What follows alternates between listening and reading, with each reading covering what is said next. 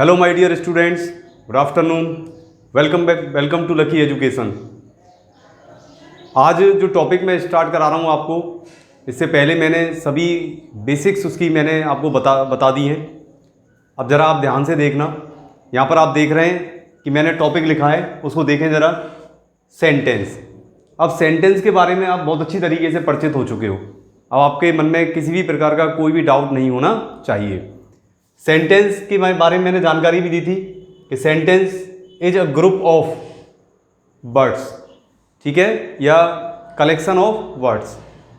एक शब्दों का समूह होता है जो हमें पूरा संदेश देता है, पूरा मैसेज दे देता है। मैंने सब कुछ आपको बता दिया है। एक एक माइन्यूट, जो मैंने कहा ना, माइन्यूट ऑब्जर्वेशन जो होता है, वो मैंने सब एक सेंटेंस के बारे में आपको कंप्लीट बता दिया है। अब बात आती है कि जो मन में मैंने कहा था ना, जो डाउट्स वगैरह होते हैं जिनको लेकर हम आज तक परेशान रहे। हम सेंटेंस स्टार्ट करते हैं, लिखना स्टार्ट करते हैं, कोई भी स्टोरी हो, पैराग्राफ हो, जैसे ही हम स्टार्ट करते हैं तो हमारे मन में हम रुक जाते हैं। कहीं ना कहीं रुक रहे हैं हम, तो वो हमें रुकना नहीं है। रुक गए इसका मतलब अभी भी कन्फ्यूज़न हमारे मन में है, तो उसको आप क्लियर कर लें एक बार, जिससे कि आपको रटने की आपकी हेडेक ख़त्म हो जाए। यहाँ पर आप देख रहे हैं कि यहाँ पर मैंने लिखा है सेंटेंस सबको पता पड़ गया। सिंटेक्स में मैंने बता दिया था आपको, subject, verb, object, complement, adverb, ठीक है, ये मैंने आपको बता दिया। ये मिलकर क्या बन जाता है? ये मिलकर बनता है, ये क्या बनता है? एक सेंटेंस बन जाता है। यहाँ पर आप देखें टॉपिक मैंने डाला है, देखो टॉपिक को देखना जरा ध्यान से। टॉपिक क्या डाला? Basic elements of a sentence. एक सेंटेंस के जो बेसिक एलिमेंट्स है, एक सेंटेंस के अंदर जो मेन चीज़ें हैं, उनके बारे में हम कुछ नॉलेज गेन कर लें, जिससे कि हमें आगे की जो हमारी हेडेक है वो ख़त्म हो जाए। तो देखिए, आप देखना, सीक्वेंस देखना मेरा ज़रा ध्यान से। यहाँ पर मैंने लिखा है सेंटेंस, या जो आप पढ़ चुके हो। टॉपिक डाला मैंने basic elements of a sentence. अब इस सेंटेंस के बेसिक एलिमेंट्स जो है उनके बारे में आपको आगे पढ़ना है। तो देखिए, सबसे पहले मैंने यहाँ पर क्या डाला? Number one subject. तो एलिमेंट्स में नंबर वन पे अपन कहाँ से स्टार्ट कर रहे हैं? यहाँ से। फिर कहाँ पर पहुँचेंगे? यहाँ पर। फिर कहाँ पर आएंगे? यहाँ पर। इसके बारे में मैं आपको बता चुका हूँ। इसके बारे में मैंने आपको बता दिया है, पिछले लेक्चर में मैंने बताया था। डायरेक्ट ऑब्जेक्ट और इनडायरेक्ट ऑब्जेक्ट, बहुत छोटा सा है, इसको आप ध्यान रखें। इसको मैंने बता दिया है और आप इसको ध्यान रखेंगे। किस रूप में ध्यान रखेंगे? IO और DO, ये आपको ध्यान रखना है। इनडायरेक्ट ऑब्जेक्ट और डायरेक्ट ऑब्जेक्ट। मैंने पूरा कल डाउट जो मन में जो आपके डाउट्स वगैरह थे वो भी मैंने क्लियर कर दिए थे कल, इससे रिलेटेड जो थे। और आगे आप देखें कि मैं अब जो स्टार्ट कर रहा हूँ उसको समझें। फिर एलिमेंट्स में देखिए जरा, किस में जाएंगे हम? कॉम्प्लीमेंट में, और फिर लास्ट में किस में जाएंगे? एडवर्ब में, ठीक है। तो यहाँ पर आप देखें, सबसे पहले मैंने क्या डाला है यहाँ पर? सब्जेक्ट। एलिमेंट्स में पहला कौन सा है? सब्जेक्ट। अब सब्जेक्ट में क्यों पढ़ा रहा हूँ आपको, उसको आप समझना जरा ध्यान से। सब्जेक्ट को लेकर हमारे सभी स्टूडेंट्स के मन में एक बात रहती है कि सर सब्जेक्ट जो होता है वो IBU दे हो जाता है, जिसको बोलते हैं हम प्रोनाउन। राम, मोहन, सोन, नाम ले लिया, सीता, गीता, राहुल, रवि, जो भी हमने नाम बोले, ये सब्जेक्ट्स होते हैं। तो ऐसा नहीं है। अब इसको हम थोड़ा सा अलग हटके सोचेंगे तो हमारा काम आसान होता चला जाएगा। हम इन पर ही ना रुकें, यहीं पर ना रुकें। हम यहाँ पर हम रुक गए तो फिर हमें हमारा कन्फ्यूजन जो बना हुआ है आज तक, वो कन्फ्यूजन आपके मन में बना ही रह जाएगा। तो यहाँ पर आप देख रहे हैं कि सबसे पहले हम देखते हैं सब्जेक्ट की डेफिनेशन क्या होती है। तो मैंने कहा ना, सब चीज़ों के हर टॉपिक की डेफिनेशन होती है, जिससे आपको ये पता चल जाता है कि इंडिविजुअल इस टॉपिक की भी आइडेंटिटी होती है। तो इस टॉपिक को लेकर हम चलते हैं। सबसे पहले तो जैसे सभी में हमने उनकी जो डेफिनेशंस थी वो हमने सबसे पहले देखी, तो इसकी डेफिनेशन हम देख रहे हैं। तो देखें ज़रा, सबसे पहले सब्जेक्ट क्या है, क्या माने हम, सब्जेक्ट क्या होता है। तो देखें ज़रा, इसकी डेफिनेशन जो होती है उसको आप देखेंगे ज़रा। इन द सिंपलेस्ट फॉर्म, बस साधारण तरीके से, सिंपल शब्दों में, साधारण शब्दों में यदि हम बात करें तो the subject refers to the doer. जो सब्जेक्ट होता है वो किसके लिए काम में लिया जाता है? रेफर टू द डूअर, यानी कि जो काम को करने वाला होता है, यानी कि कर्ता। डूअर का मतलब क्या हो गया? कर्ता। जो काम करता है उसके लिए हम क्या नाम दे देते हैं? Subject. Refer to the doer of the action. जो डूअर है, जो करने वाला है, उस कार्य को करने वाला होता है जो उस सेंटेंस के अंदर काम को पूरा कर देता है, उसको हम क्या कह देते हैं? उसको हम बोलते हैं, एक तो उसको सब्जेक्ट बोल देते हैं, रेफर टू द डूअर, या फिर उसको हम एक और नाम दे देते हैं, वो हो जाता है डूअर, यानी कार्य को करने वाला। यानी सब्जेक्ट बराबर किसके हो गया, डूअर। डूअर का मतलब काम जो परफॉर्म कर रहा है। यहां पर देख रहे हैं एक्शन का मतलब क्या होता है, किसी काम को करने वाला। उसके लिए हम सब्जेक्ट को या डूअर को हम उसके लिए प्रयोग में लेते हैं। एक और या हम क्या कह सकते हैं, और या टू व्हाट और whom the sentence is all about. अब यहां पर आ जाइए, अब यहां पर देखिए जरा क्या है, एक और इंपॉर्टेंट चीज इसके अंदर आ जाती है जिसको आप अलग तरीके से भी कह सकते हो, या फिर हम ये कह सकते हैं और ऐसा भी कह सकते हैं कि टू व्हाट, व्हाट का मतलब कल बताया था कोई थिंग आ जाए, और whom या कोई पर्सन आ जाए, the sentence is all about जिसके बारे में वो वाक्य दिया गया हो। बात वही हो गई, बात वही हो गई। यदि सेंटेंस कोई दिया गया है हमें और उसमें कोई हमें ये पता चल रहा है कि उसमें काम कौन कर रहा है, यानी कि जिसमें हमें किसका वो पता पड़ जाए, या तो व्हाट का पता पड़ जाए या whom का। तो मैंने बताया था जब व्हाट का पता चलता है तो क्या हो जाती है वो चीज, थिंग हो जाती है, और whom का पता चलता है तो वो क्या हो जाती है, वो हो जाती है लिविंग, यानी कोई पर्सन हो जाता है। और ये यहां पर क्या दे रखा है, सेंटेंस, यानी सेंटेंस में कोई वस्तु आ जाए, कोई व्यक्ति आ जाए तो उसको हम क्या कहेंगे, और जो काम को परफॉर्म कर रहा हो। तो कहने का मतलब है लिविंग के साथ साथ जो नॉन लिविंग जो चीजें होती हैं वो भी सब्जेक्ट का काम करती हैं। ये आप ध्यान रखना विशेष रूप से। हम ये मान लेते हैं वो लिविंग है तो लिविंग ही सब्जेक्ट होता चला जाएगा, ऐसा कुछ भी नहीं है। तो इसको जरा हम डिटेल में देखें, तो डिटेल में हम जाएंगे तो कैसे पता चलेगा आपको, वो आप जरा ध्यान से समझें। तो देखिए सब्जेक्ट ही बात करें हम तो एक सब्जेक्ट ही यदि हम बात करें तो सब्जेक्ट कौन कौन से हो सकते हैं। देखिए सब्जेक्ट नाउन भी हो सकता है, सब्जेक्ट प्रोनाउन भी हो सकता है, ठीक है, इसको हम ए डाल दें। सब्जेक्ट ही बात करें तो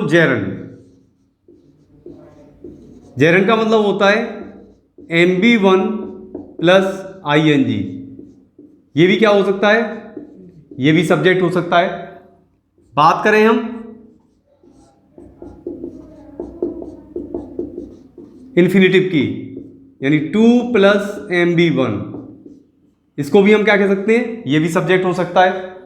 अब सब्जेक्ट का और हम ब्रॉडली बात कर लेंगे, अभी पहले इनको थोड़ा सा समझ लें क्योंकि रूटीन में ये सबसे ज़्यादा हमारे काम में आते हैं, तो इसके बारे में हम थोड़ा सा देख लें कि किस तरीके से होता है। तो देखो सब्जेक्ट में मैंने लिखा नाउन प्रोनाउन भी हो सकता है। जेरेंट की बात करें तो जेरेंट भी यानी कि MB1 प्लस ING, यानी ING फॉर्म भी सब्जेक्ट का फंक्शन कर सकती है।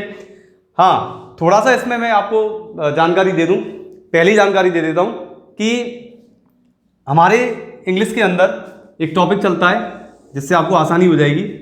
हमारे पास नॉन फाइनाइट, अभी आप वर्ब में पढ़ोगे, पहले बता देता हूं, नॉन फाइनाइट वर्ब्स होती हैं अपने पास, ठीक है।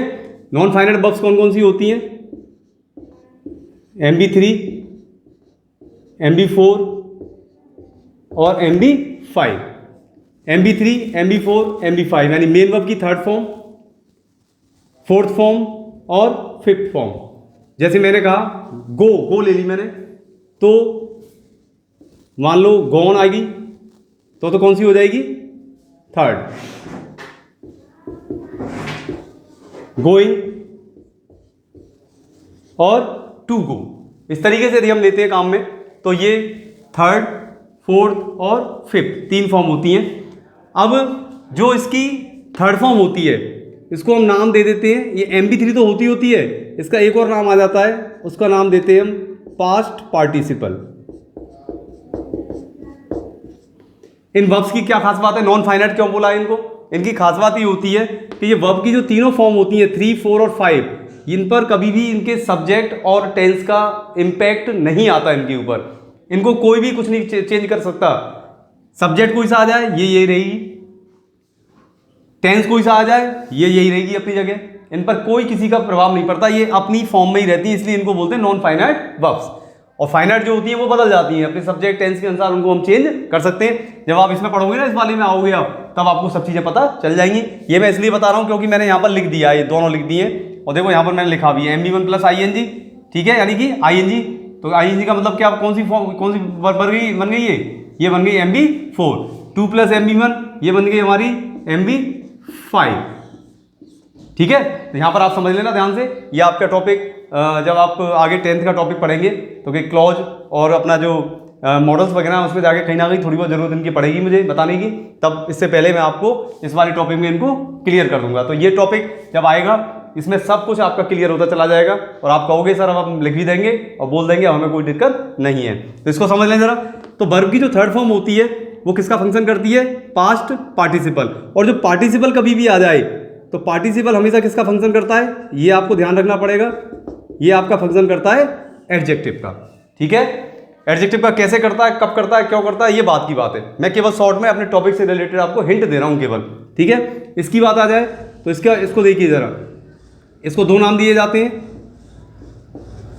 प्रेजेंट पार्टिसिपल, और इसका एक और नाम दिया जाता है जिसको बोलते हैं हम जेरंड। प्रेजेंट पार्टिसिपल के रूप में जब ये आती है तो किसका फंक्शन करती है? एडजेक्टिव का। और इसके रूप में जब आती है तो किसका फंक्शन करती है? या तो नाउन का। और नाउन का फंक्शन किस तरीके से करेगी? दो तरीके से, या तो सब्जेक्ट के रूप में या फिर ऑब्जेक्ट के रूप में। ठीक है, तो ये आपको चीज़ें ध्यान रखनी पड़ेंगी, इनको आप नोट कर लेना अपनी कॉपी में, उसके बाद डिटेल में हम बात करेंगे बाद में। तो पहले देखें जरा, इसको यहाँ पर देखें जरा, ये किसका फंक्शन है? ये पार्टिसिपल आ रहा है, इसका फंक्शन ये देखें, यहाँ पर जेरंड आ रहा है। सबसे पहले नाउन, नाउन किसका फंक्शन कर सकता है? सब्जेक्ट और ऑब्जेक्ट का। ये बहुत माइन्यूट है, बहुत वैसी चीज़ें हैं जो मैं आपको बता रहा हूँ और आपको सीखनी आज पढ़ेंगी नहीं बाद में सीखनी पड़ेंगी, सीखनी जरूर पड़ेंगी आपको। तो इसको देखते चलें आप ध्यान से, और नोटबुक मैंने कह दिया उसको बना लेगा, जिससे कि आपको आपका कलेक्शन पूरा रहे और मुझसे आप ये ना पूछें कि सर पीछे क्या पढ़ाया था, कौन सा टॉपिक कहाँ रह गया। ठीक है ना। एक बच्चे का कमेंट बॉक्स में मेरे पास कमेंट मिला है कि सर लेक्चर 5 डिलीट कर दिया है। मैं बात करके आपको बता दूंगा लकी सर से कि वास्तव में कोई टेक्निकल प्रॉब्लम है या क्या है। ठीक है, वो आपको मैं उसमें जाके कमेंट बॉक्स में बता दूंगा। तो यहाँ पर आप समझे जरा। अब यहाँ पर इसको देखते हुए अब इस जगह आ जाइए। तो यहाँ पर आप समझ लेना, पहले ही MB3 जो होती है वो पास्ट पार्टिसिपल का फंक्शन करेगी, और पार्टिसिपल जैसी शब्द यूज होगा वो किसका फंक्शन करेगा? एडजेक्टिव का फंक्शन करेगा। ठीक है, गोइंग जैसी आएगी ING फॉर्म, प्रेजेंट पार्टिसिपल में जाएगी। दो फंक्शन है इसके, प्रेजेंट पार्टिसिपल और दूसरा होता है जेरंड। प्रेजेंट पार्टिसिपल होगी तो एडजेक्टिव बन जाएगी, जेरंड में जाएगी तो नाउन बनेगी। और नाउन के दो फंक्शन है, या तो वो सब्जेक्ट या फिर ऑब्जेक्ट। और जैसी सब्जेक्ट पे हमने क्लिक किया तो देखिए जरा यहाँ पर आ जाओ इस चार्ट में। आइए इधर आ जाइए, यहाँ पर आइए जरा, कैसे फंक्शन करेगी देखो जरा। नाउन और प्रोनाउन के रूप में सब्जेक्ट कैसे काम करता है तो देखिए जरा। नाउन और प्रोनाउन में सबसे पहले इसको ले लें, यहां पर देखें, Ram Yeats a mango. Simple form में चल रहा हूं, बिल्कुल सिंपल एग्जांपल्स हैं जितने भी हैं। अब देखिए यहां पर पूरे इसमें ईट्स का फंक्शन हुआ खाने का, और ये काम किया किसने? डेफिनेशन में आ जाइए, देखिए यहां पर आ जाइए डेफिनेशन में, यहां आ जाइए और के बाद यहां आ जाइए, दोनों की चीज आपको सामने नजर आएगी। तो देखिए जरा, राम ने काम किया खाने का, तो खाने का काम किसने किया? राम ने। और राम कौन हो गया? डूअर। और डूअर, राम कौन हो गया? डूअर। और डूअर का देखिए जरा उधर, subject refers to the doer. Doer होती ये क्या बन गया? ये बन गया इसका सब्जेक्ट। समझ आ गई बात? एक और तरीका मैं बता चुका हूं पहले भी, इसे क्वेश्चन कर लो। ईट्स खाता है तो कौन, इसका जो जवाब मिलेगा कौन, इसका जवाब मिलते ही जब इसका जवाब मिलेगा वो क्या होगा? हमेशा वो सब्जेक्ट होता चला जाएगा। ये आपको बहुत आसान कर देगा, आपके एक्टिव पैसिव को इतना आसान कर देगा कि आप बिना लिखे ही बना दोगे आप झटके में कि सर हम लिखेंगे नहीं, डायरेक्ट ही पूछो आप हमसे, हम बना देंगे एक झटके में। इसके बाद आ जाइए सेकंड पॉइंट पर आइए। अब देखो प्रोनाउन का मतलब क्या हुआ? राम की जगह मैं यदि इसको रिप्लेस करता हूं किसी और से तो वो किससे होगा? नाउन हमेशा रिप्लेस होता है प्रोनाउन से। नाउन तो आप मान लीजिए प्राइम मिनिस्टर है, एक बार आएगा दोबारा नहीं आएगा। आप निबंध लिखते हो, निबंध आपने कभी भी लिखा हो, मान लो काऊ पे निबंध लिखते हो आप, तो काऊ स्टार्टिंग में यूज करते हो, उसके बाद क्या आता चला जाता है? सी। आता कभी दोबारा काऊ नहीं आता, बस वही काम इसका है। प्रोनाउन का मतलब होता है नाउन को जो रिप्लेस करेगा वो क्या हो जाएगा? प्रोनाउन हो जाएगा। तो प्रोनाउन का मतलब क्या हो गया? आई हो सकता है, बी हो सकता है, दे हो सकता है। ये सभी किसका फंक्शन कर सकते हैं? यदि सब्जेक्ट के रूप में आएंगे तो किसका फंक्शन करेंगे? यहां पर प्रोनाउन का। क्लियर? आगे चलें, आगे देखिए मोस्ट इंपॉर्टेंट, यहां पर आता है जेरंड, MB1 प्लस ING। मैंने लिखा वहां पर, देखो उधर जाओ, नाउन का फंक्शन सब्जेक्ट या ऑब्जेक्ट के रूप में हो सकता है। तो कैसे यूज होता है देखे जरा यहां पर ध्यान से। तो सबसे पहले आपका ये क्लियर हो गया, नाउन यहां पर आ गया और प्रोनाउन कौन से हो गए हमारे? ये बहुत नॉर्मल चीज है, ये बहुत छोटी क्लासेस में बता दी जाती है। इस पे आइए आप जरा, यहां पर देखो जरा ध्यान से, देखो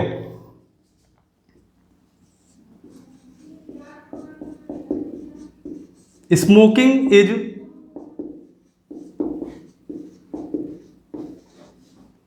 इंजूरियस टू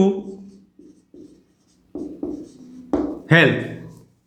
कभी भी आप देख रहे हैं, अब आप मुझे पता नहीं क्या बोलते हो, सिगरेट ही बोलते हैं सब, जबकि शुद्ध अलग है। बोलने का भी थोड़ा बताऊंगा, कुछ वर्ड्स ऐसे हैं हम बहुत गलत बोल देते हैं। It's called injurious to health. तो सिगरेट जो होता है उसके पैकेट पे लिखा रहता है छोटे छोटे, उसमें कई जगह लिखा मिल जाएगा आपको। जो भी जितने भी जो नशे से संबंधित चीज़ें होती है ना, उस पर देखो, गुटखा होगा तो च्यूइंग आ जाएगा, च्यूइंग माने चबाना, तो उसमें भी आईएनजी लगा रहता है। धूम्रपान वाले में लिखा रहेगा smoking is injurious to health. तो जहाँ जहाँ आईएनजी लग रहा है वो सब किस में फंक्शन करता है, वो किस में जाता है, सीधा यहाँ होते हुए सब्जेक्ट में चला जाता है, वो नाउन का फंक्शन करते हुए। तो क्या है ये वास्तव में, इसका अर्थ क्या है, स्मोकिंग का अर्थ क्या है, ये आपको समझना है। बच्चे कहते हैं सर स्मोकिंग धूम्रपान करना, करना तो है ही नहीं, जैसे ही आप करना कहोगे वर्ब में चला जाएगा फंक्शन, केवल धूम्रपान, केवल धूम्रपान, ठीक है। और बात आती है, मैंने अभी शब्द बोला था, सिगरेट नहीं बोलते, इट्स कॉल्ड सिगारेट, ठीक है। जो सही शब्द है वो क्या है, प्रोनाउंसिएशन करेंगे तो क्या होगा, सिगारेट, ठीक है। स्पेलिंग भी बड़ी अटपटी है, आप लिख के भेजना क्या स्पेलिंग होती है, ठीक है, बिना देखे तुरंत भेजना, जैसे ही लेक्चर पहुंचे तुरंत लिख के भेजना आप क्या स्पेलिंग होती है, देखते हैं आप कितने आपने वोकैब सेक्शन तैयार किया हुआ है, ठीक है। तो देखिए, smoking is injurious to health, धूम्रपान, नॉट धूम्रपान करना, केवल धूम्रपान, ठीक है। धूम्रपान है इंजूरियस, हानिकारक है, टू हेल्थ, किसके लिए, स्वास्थ्य के लिए। देखिए वर्ब भी आ गई, अब ये वर्ब आ गई तो स्मोकिंग तो वर्ब हो नहीं सकती, ये किसका फंक्शन करेगी, आईएनजी फॉर्म है, किसका फंक्शन करेगी, नाउन का, और नाउन का फंक्शन किस रूप में होता है, सब्जेक्ट। तो स्मोकिंग क्या हो गया, देखिए ये हो गया यहां पर सब्जेक्ट, आ गया समझ में। अब देखिए कई सारे शब्द हैं, एक बोल रहा हूं मैं, बाकी मैं ओरली बोल रहा हूं। स्मोकिंग मैंने यूज किया, चीविंग, CHEWING, चीविंग लिख देता हूं, और लो CHEWING, स्विमिंग, ठीक है। स्विमिंग माने चबाना, स्विमिंग माने तैराकी। अब ये सब शब्द क्या है, ये सब अब ये जैसे इनके आगे वर्ब आती चली जाएगी, ये सब किस में चले जाएंगे, सब ये जेरेंड में चले जाएंगे, और जेरेंड में जाती किसका फंक्शन करने लग जाएंगे ऑटोमेटिकली। देखो उस साइड में देखते चलो आप, तो किसका फंक्शन करेंगे, सब्जेक्ट का, ये सब्जेक्ट का फंक्शन करेंगे। क्या हो गया ये, चबाना, चबाने का मतलब केवल चबाना है, ये नहीं है कि इसको आप फंक्शन वर्ब में पहुंचा दो। तो ये हो गया आईएनजी फॉर्म, ये हो गई आपकी स्विमिंग, इसका मतलब तैरना नहीं, तैराकी, तैराकी यानी कि सिंपल, यानी नाउन के रूप में फंक्शन बताना है हमें, तैराकी। तो च्यूइंग इज, स्विमिंग इज, ये सब किस में चले गए, सब में किसका फंक्शन हो रहा है, सब्जेक्ट का, ठीक है। क्लियर हो गया। तो दूसरा वाला कौन सा क्लियर हुआ, gerund, MB1 plus ING। Third पे आइए, इन्फिनेटिव। देखिए जरा, 2 प्लस MB1, 2 प्लस MB1, जब जब कोई सेंटेंस 2 प्लस MB1 से स्टार्ट हो जाए तो इन्फिनेटिव मोड में पहुंच जाता सीधा। और इन्फिनेटिव का मतलब क्या हुआ, किसमें जाता सीधा, MB5। MB5 का मतलब क्या होता है, 2 प्लस MB1। तो देखिए 2 प्लस MB1 में कैसे जाएगा कि 2,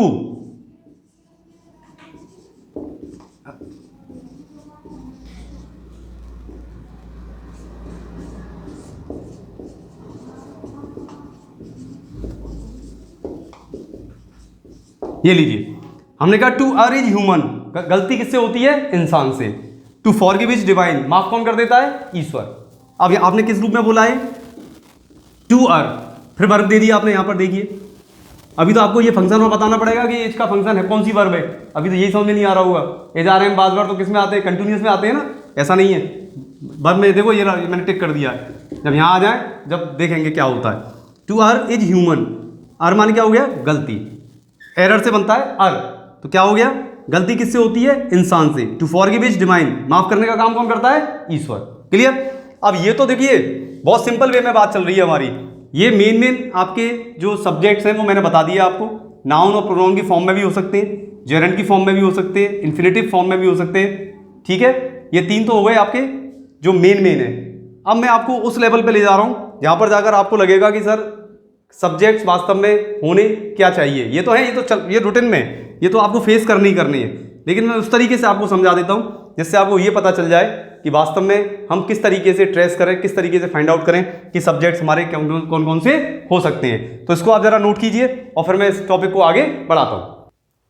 देखिए आगे चलें, कुछ एग्जांपल्स और ले लेते हैं। देखिए समझना जरा ध्यान से,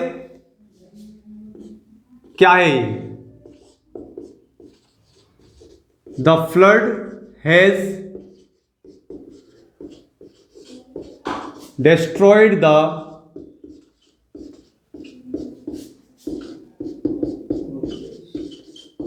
whole village। अब कहां गए? राम मोहन सोहन सब गायब हो गए यहां से, अब कुछ नहीं है, प्रोनाउन भी नहीं है, लेकिन ये सब्जेक्ट है। सब्जेक्ट तो है।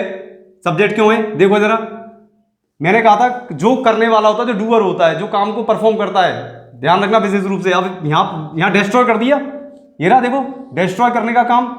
अब वही वाली बात, डिस्ट्रॉय किया तो करने वाला कौन है यहां पर? The flood. देखिए जरा, तो द फ्लड क्या हो गई? सब्जेक्ट। ठीक है।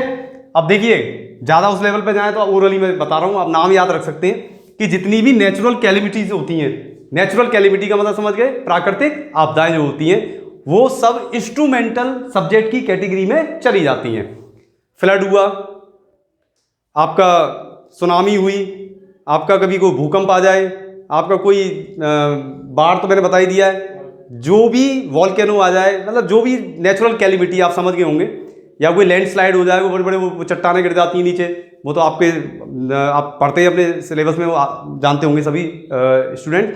तो नेचुरल कैलिमिटी का मतलब है जो प्राकृतिक आपदाएं होती हैं, सब कौन सी कैटेगरी में जाती हैं? जैसे ये गया है ना, ये होती हैं सब इंस्ट्रूमेंटल सब्जेक्ट की कैटेगरी में चली जाती है सब। ये आपको इतना सा ध्यान रखना है। ठीक है, आगे चलें, देखें जनाब,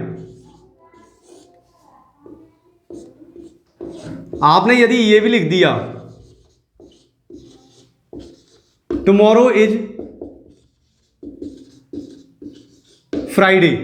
अब देखिए, जैसे उसमें आ रहा था स्मोकिंग, च्यूइंग, स्विमिंग, ऐसे यहां पर क्या आ गया? टुमारो। टुमारो भी अब देखिए, अब टुमारो बता रहा है कल, ये खुद अपने आप में बता रहा है कल क्या है? फ्राइडे है। तो ये बता रहा है ना, बता रहा है क्योंकि इसको क्या दी गई है? यहां पर बब मिल गई है इसको। जब ये बता रहा है तो ये भी क्या हो गया यहां पर? ये हो गया यहां पर आपका, ये भी किसका फंक्शन करेगा? सब्जेक्ट का।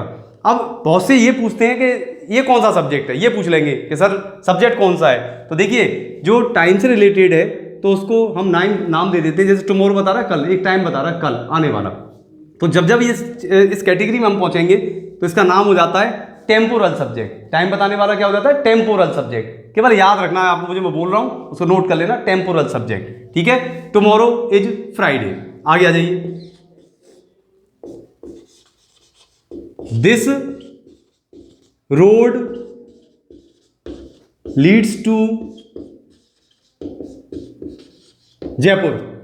बहुत से लोग कहते हैं, हम कोई मान लो आपसे पूछे कि हाँ भाई ये रास्ता कहाँ जा रहा है, ये आपने कहा साहब ये तो भीलवाड़ा जा रहा है, ये तो पाली जा रहा है, ये तो सीकर जा रहा है, झुंझुनू जा रहा है।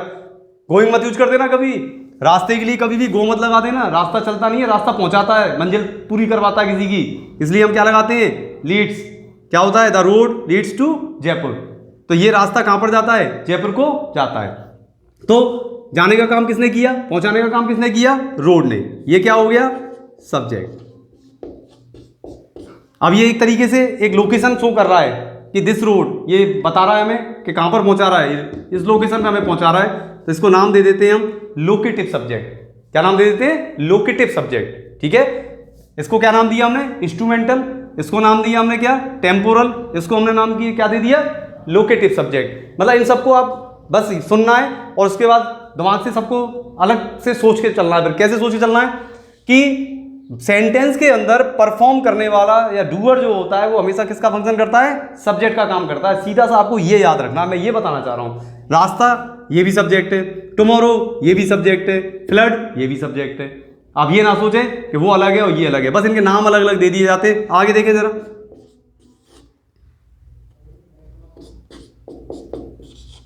It is raining. बारिश पड़ रही है। इट इज रेनिंग, बारिश पड़ रही है, बारिश हो रही है। आप देखें जरा, देखो इज यहां लग गया, रेनिंग यहां लग गया। इट को हमने क्या के लिए काम में लिया है? इट को हमने सेंटेंस को पूरा करने के काम में लिया है। कभी भी आपसे कोई टाइम पूछे, कभी भी आपसे कोई मौसम के हालचाल पूछे, हमेशा इट लगाना, ये ध्यान रखना आप जरा। ठीक है ना? जैसे आपसे कहे कि आपकी घड़ी में कितने बजे हैं, आप क्या कहोगे? It is 10 o'clock। ठीक है, वेदर का पूछे, मौसम के क्या हालचाल है? It is very hot today, आज बहुत ज़्यादा गर्मी है। तो मौसम और टाइम के लिए हम किसका यूज़ कर देते हैं? इट का। तो रेनिंग के लिए मौसम, मौसम के लिए क्या लगा दिया मैंने? इट लगा दिया। अब देखिए इट एक ऐसा सब्जेक्ट होता है जिसको लगा दो तो कोई फर्क नहीं पड़ता, हटा दो तो कोई फर्क नहीं पड़ता, इसलिए इसका नाम दे दिया है मैंने। इसको जरूर ध्यान रखना आप, इसका नाम होता है एम्प्टी इट सब्जेक्ट। क्या नाम होता है इसका? Empty it subject. समझ आ गई बात? तो मेरा कहने का मतलब है ओवरऑल कि आप किसी चीज़ को दिमाग में मतलब आप रटे नहीं, बस इतना सा मेरा कहना, रटे नहीं किसी भी चीज़ को। आप रट लेते हो, फिर क्या वो चीज़ आ गई तो ठीक है, नहीं आई तो अरे सर पता नहीं क्या है, ये क्या आ गया, अरे हमें समझ में नहीं आया। तो कहने का मतलब है हर वो चीज़ सेंटेंस के अंदर, हर वो थिंग, हर वो लिविंग ऑब्जेक्ट जो भी होता है वो हमेशा जो परफॉर्म करता है काम को तो वो क्या हो जाता है? सब्जेक्ट हो जाता है। ठीक है, तो यहाँ पर मैंने बता दिया आपको, कितने सारे ऑप्शंस दे दिए मैंने आपको, तो इन सभी को आप ढंग से पढ़ लेना। इवन आप यदि किसी से जैसे बर्थडे के बारे में बात कर लें कि एनुअल फंक्शन, अब मैं आपको ओरली वैसे ही बता रहा हूँ, आप सुन लेना जरा ध्यान से। The annual function of our school, the annual function of our school. चलो लिख देते हैं, आप लोगों को लिखते नहीं हो आप।